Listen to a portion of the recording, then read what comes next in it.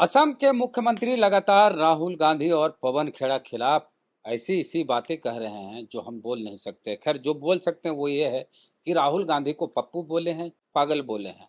पवन खेड़ा को भी इसी तरह की बात बोले हैं और कहें पवन खेड़ा को मैं पेड़ा बना दूंगा और उसको मैं पेलूंगा। इस तरह की भाषा का प्रयोग कर रहे हैं हेमंत बिस्वा शर्मा, जो कि असम के मुख्यमंत्री और बीजेपी के नेता। वहाँ चुनाव चल रहा है, तो इसी मुद्दे पर बात करेंगे। उदय नारायण चौधरी साहब आरजेडी के सीनियर लीडर हैं। सर, क्या कहेंगे?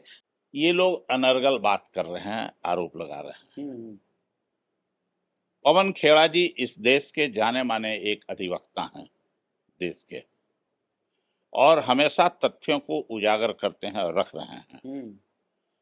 अभी पवन खेड़ा से भभक रहा है लोगों को, और एनडीए के नेताओं से सवाल पूछ रहे हैं उस पर। नहीं, खुलासा ये एक किए हैं सर, जरा सा। पहल- हेमंत बिस्वा शर्मा की पत्नी हुई रिंकी भुइयां शर्मा। भुइयां मतलब दलित आदिवासी नहीं समझिएगा, वो असम में।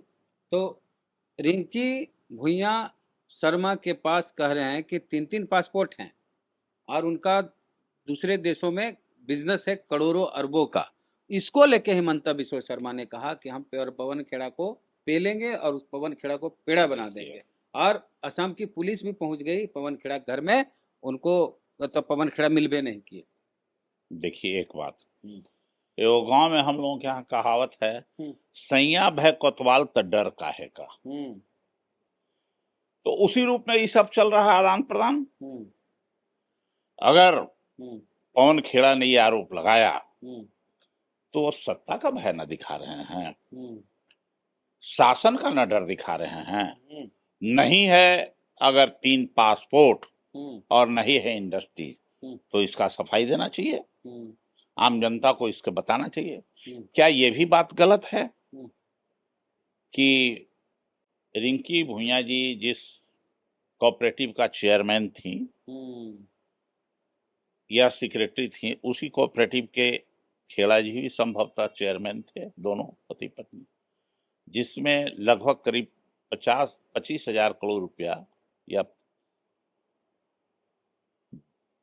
आसाम सरकार से और जनता से और बैंकों से ऋण लिया, जिसके बारे में उजागर किया था वहां का पत्रकार, जिसे 3 3 बार जेल भेजा गया है, पूरे परिवार को परेशान किया गया है। ये बात गलत है क्या? तो अगर गलत नहीं है, अगर तो उनको इन सब का जवाब देना चाहिए।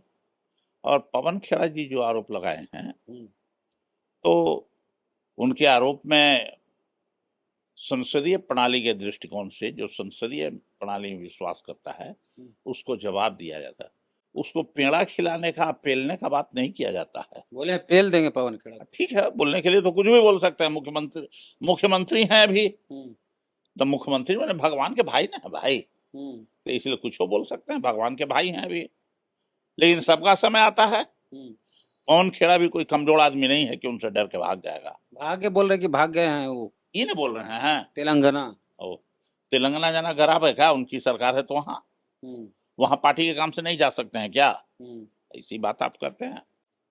भागेंगे नहीं, भागने वाले नहीं हैं, जरूर इस पर कार्रवाई करेंगे। बोले हैं कि अंतिम समय तक असम के जेल में रहेंगे पवन खेड़ा। अब ये तो कहना मुश्किल है कौन कब कहाँ जेल में रहेगा। जब तक सत्ता है तब तक वो भी कह लें, कह सकते हैं। एक बात जान लीजिए, सत्य परेशान हो सकता है लेकिन पराजित नहीं हो सकता है। तो मैं देखता हूं पवन खेड़ा को कि सत्य की ओर बढ़ रहे हैं। परेशान हो सकता है, जेल में चल जाएंगे तो कौन भारी बात हो जाएगा? कृष्ण भगवान जेल में पैदा लिए थे, कोई बड़ी बात हो जाएगी क्या जेल में? लेकिन कानून सबके लिए बराबर है और आगे आने वाले दिनों में जरूर सही ढंग से निकलेगा, सच्चाई निकलेगा।